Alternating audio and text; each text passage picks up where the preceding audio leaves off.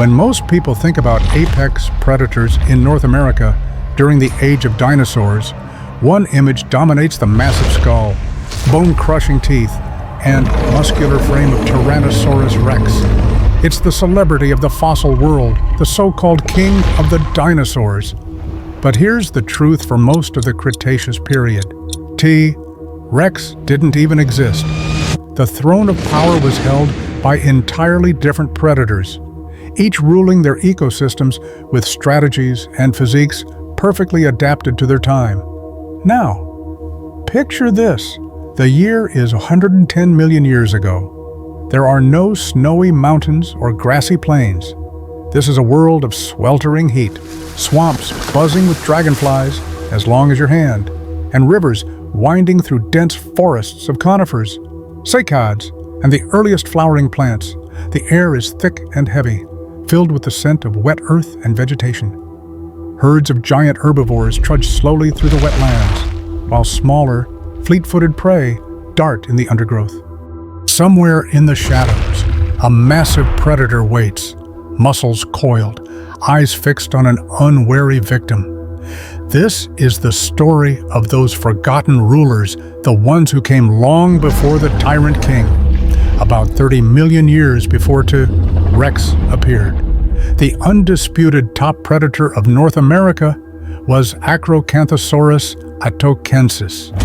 Its name means high-spined lizard, and one glance at its fossilized vertebrae tells you why. Rising above its backbone were towering neural spines, some twice the height of the actual vertebral bodies. These likely supported a thick ridge or hump of muscle and skin, giving Acrocanthosaurus a distinctive, almost sail-like profile. Some paleontologists have speculated the ridge could help regulate body temperature, store fat, or even serve as a visual display to attract mates or intimidate rivals. At nearly 38 feet, 11 partons long, and weighing up to 6 tons, it rivaled later apex hunters in size, but its design was different from Rex. Instead of tiny two-fingered arms, Acrocanthosaurus had long, muscular forelimbs tipped with 3 large claws, perfect for gripping struggling prey. Its skull was narrower than that of a tyrannosaur, lined with sharp, serrated teeth designed for slicing flesh rather than crushing bone. Fossil trackways from the Paluxy River in Texas preserve its presence with eerie clarity. Each 3-toed print is over a foot long, pressed deep into the Cretaceous mud. At one site, the tracks parallel those of a giant sauropod for dozens of steps, evidence, perhaps, of a predator shadowing a potential meal. Whether it was a calculated stalk or coincidence, we'll never know, but it offers a tantalizing window into predator-prey interactions. Acrocanthosaurus thrived in coastal floodplains and lowland forests, hunting iguanodonts, ankylosaurs, and even juvenile sauropods. It probably wasn't built for high-speed pursuit over long distances. Instead, it relied on ambush tactics, lunging from cover in a sudden burst of power and using its claws to hook into flesh while delivering slashing bites. Sharing the same ecosystems with Acrocanthosaurus was one of the tallest creatures ever to walk the earth, Sauroposeidon proteles. The name means earthquake god lizard, and it's not hard to imagine why. Standing up to 60 feet, 80 tall, with a neck over 12 meters long, Sauroposeidon could raise its head higher than a 6-story building. Just one of its neck vertebrae is over 1 meter long, and when first discovered, paleontologists actually mistook these bones for fossilized tree trunks. Despite their immense size, possibly weighing 50 to 60 tons, adult Sauroposeidons were not invincible. A coordinated attack on a juvenile or a sick adult by a determined Acrocanthosaurus might succeed, especially if the predator could inflict deep wounds in muscle-rich areas or severed tendons to immobilize its prey. These giants likely fed on high branches of conifers and early angiosperms, using their height to access food unreachable to smaller herbivores. Their immense lungs and specialized circulatory systems had to pump oxygenated blood all the way up that towering neck, a feat of biological engineering still studied today. The heart of a Sauroposeidon may have weighed over 500 kilograms and generated incredible pressure to keep blood flowing to the brain.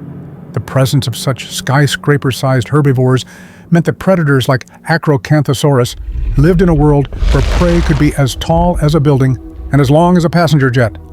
At the other end of the size spectrum was a predator, far smaller, but just as deadly, Deinonychus antirupus, at about 11 feet 4 long, and weighing only around 50 pounds. This dinosaur couldn't overpower large prey on its own. Instead, it hunted in coordinated groups, making it one of the most efficient pack predators of its era. Deinonychus had a brain relatively large for its size, forward-facing eyes for depth perception, and a flexible, stiffened tail for balance during fast, agile movements. Its most famous weapon was the sickle claw on each hind foot, a razor-sharp talon kept off the ground until the moment of attack. This claw could puncture and slash deep into flesh, severing muscle and blood vessels. Evidence from fossil sites in Montana and Wyoming shows Deinonychus remains alongside those of the herbivore Tyrannosaurus. The ratio of predator to prey fossils suggests repeated interactions, likely organized hunts targeting juvenile or weakened individuals. Imagine a pack fanning out in dense vegetation, some driving the prey toward others lying in wait, claws flashing in coordinated strikes. When John Ostrom described Deinonychus in 1969, it overturned the outdated view of dinosaurs as sluggish, tail-dragging lizards. Here was a predator that was fast, agile, warm-blooded, and behaviorally complex. It's no wonder it inspired the Raptors of Jurassic Park, even if Hollywood exaggerated their size. The early Cretaceous, around 115 to 105 million years ago, was a warm, wet world. High global sea levels meant shallow inland seas, sometimes covered parts of the continent, and the coastline stretched far inland compared to today. Climate temperatures were subtropical to tropical, with high humidity year-round.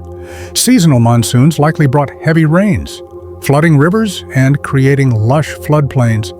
There may have been brief, dry seasons, during which waterholes shrank and predators and prey converged in dangerous proximity. Vegetation towering conifers and ginkgo trees dominated the canopy, while cycads, ferns, and early flowering plants filled the understory. The air was heavy with the scent of resin and damp foliage, and pollen drifted in golden clouds. Animal life, herbivores, iguanodonts grazed in herds. Ankylosaurs clanked through the foliage like living tanks, and titanic sauropods like Sauroposeidon browsed the treetops.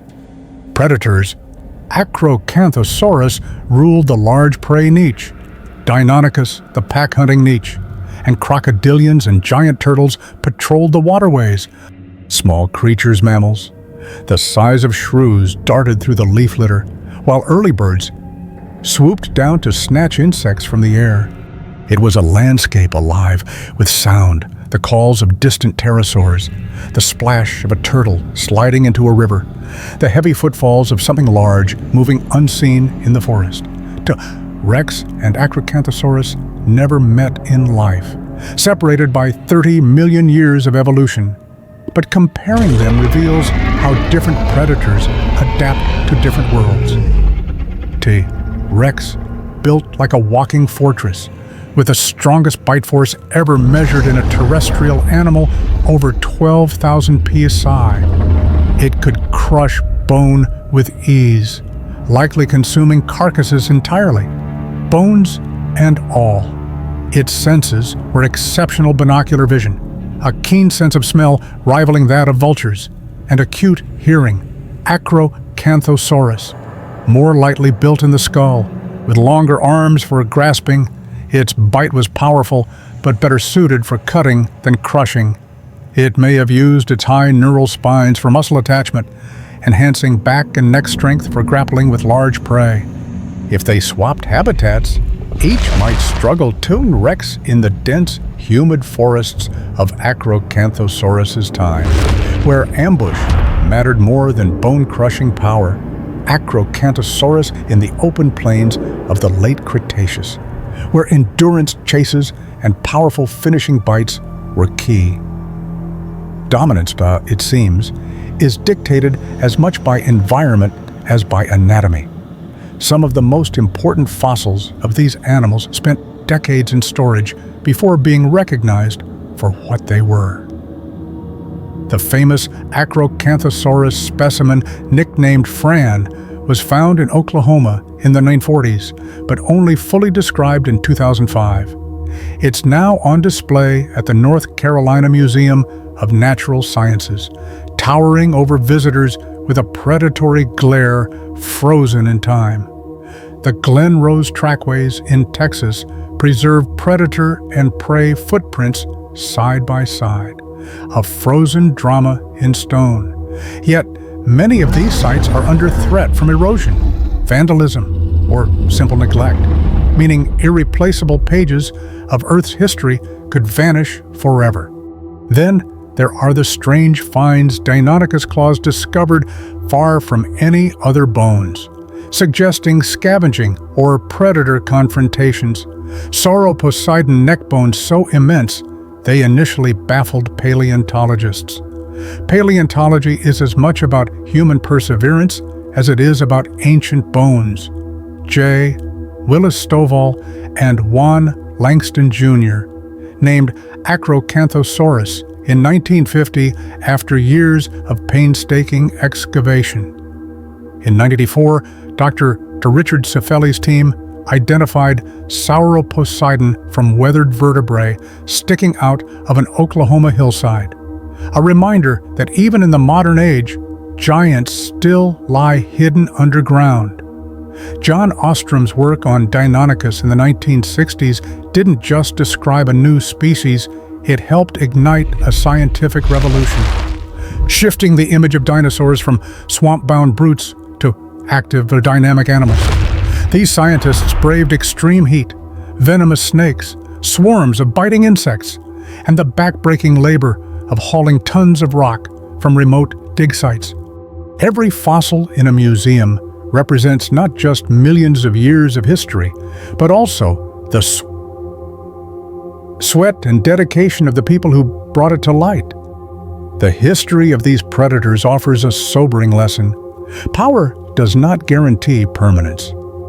Acrocanthosaurus, Sauroposeidon, and Deinonychus all vanished long before the asteroid impact that ended the age of dinosaurs.